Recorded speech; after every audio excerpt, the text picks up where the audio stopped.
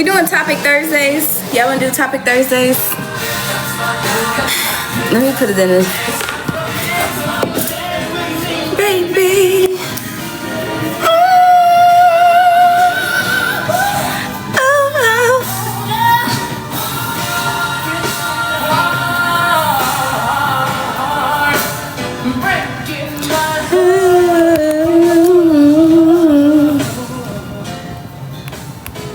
I want to hear y'all thoughts. Alright, cool. Topic of the day is marriage. Okay, you gotta get in the studio. I hope you have a wonderful day. Just putting your trust in someone like that to that level.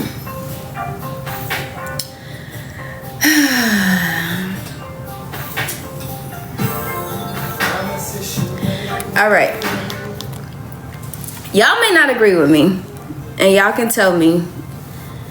I'm talking to this one right now, and it's been cool so far.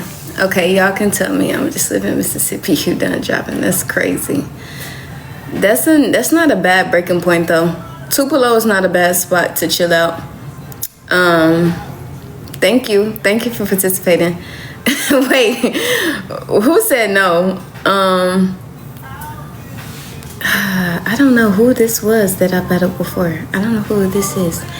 I feel like, and some people, there's some topics I stray away from because there's certain things you can't say without bringing up other things. But I feel like some may say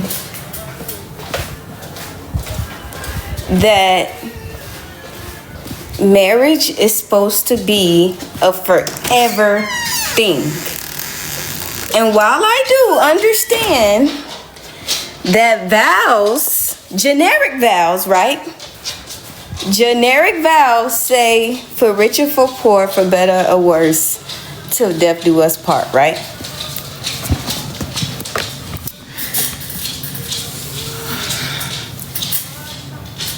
That's the ideal.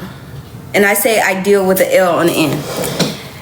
That's like ideal when it comes to marriage. But if you think about yourself and you're like, just 10 years, think back 10 years, right? Are you the same person you were 10 years ago? Some of the things that you would have done 10 years ago, would you still do them now? I'm sure there's things we could all say yes to and some things we could all say no to. When you get in front of whoever, your family, friends, loved ones, or whoever, thank you, and you say for better or worse, rich or for poor, till death do us part. You saying no matter what changes, no matter how we evolve, no matter how you evolve, no matter what interest you pick up, put down, no matter how big you get, no matter how small you get, I'm staying. We can work it out, right? That's what technically that's supposed to mean. For better or worse, for you basically saying you should be able to work through anything. Right? Of course, have things that shouldn't be, but I say all that to say, to make a long story short, the vows, damn, because it's not, anyways, y'all get what I'm saying. They're so black and white when it comes to marriage, and I feel like that's what we've been introduced to or conceptualized around marriages. Better or worse, rich or poor, like we gonna be with each other through thick and thin. You know what I'm saying? And there's just certain things that you don't know until you're in that situation. And so I say all that to say that of anything, I feel like you should seek to experience love. Whether that's marriage, whether that's partnership, relationship, I'm not going to say situationship because that shit can be toxic. But if someone If you feel like someone genuinely loves you and you feel like that you can genuinely love them, for the moment of time, the space that y'all are in, experience that. Be in bliss. Every relationship that you have isn't gonna be forever, and it's not gonna be your last. Some of y'all parents have been in relationships or been 40, 50 years, and then they go get divorced, right? And it's just like, what happened to that? For better, for worse, that for richer, whatever. They could have been living in bliss the whole time. At least 10 of those years they were living in misery, trying to follow societal, like, you're supposed to grow together. You are supposed to grow together, but that's not guaranteed. A piece of paper saying you're married doesn't mean that as I'm evolving as a person, you're evolving equally.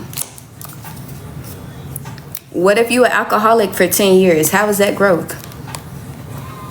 Does that mean I'm supposed to leave you? No. But I'm glad you said, and I don't mean to like jump down your throat, but that's what's supposed to happen, right? All of these things are supposed to happen, but when you get in that shit and it don't go like that, all that shit go out the window. All that shit go out the window, I promise. I promise it do. And to Tyler's point earlier, it has to be two people being able to make it work. And make it work in the present. You can't be like, the woman can't be ready to make it work. And you like, nah, I'm still on my bullshit. I'm not ready yet. I kind of evolved the mindset, well, when people get tired of me, I'll be all right by myself. You should want to be all right by yourself. And that sounds very aggressive. I would hope that people find comfort being by themselves regardless. Because, in my opinion, how someone loves you, how they show up for you, is only an echo of what they've seen you do for yourself. So it's just like, yeah. Definitely. I like to say, like, what was the beautiful thing about it? What did I learn? Who did I meet? How did I grow? What did I get to experience that I'd never done before? Like, maybe what are some new things that they taught me? At this age, you're absolutely right. Now, that is true. That is true. But in my opinion, it takes different moments or experiences together to get somebody's true character, in my opinion. And that takes time. That takes time. Especially in human evolution of things we haven't dealt with before. So, for example, grief. If we all have our parents and stuff like that, we don't know what it's gonna be like or how somebody can potentially change once they lose that parent, once they lose this, once they lose that. And that's what I mean by like, I just feel like societal standards fucked us real bad. And relationships are so much more than what we were taught. Some of us. I'm not a fan. No. What about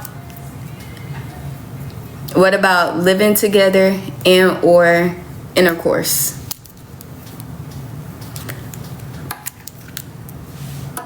Russ, thank you for the follow.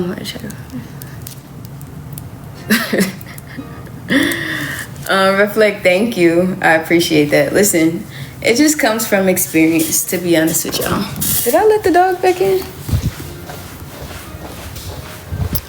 It just comes, from experience. Sometimes I'll be leaving him out there.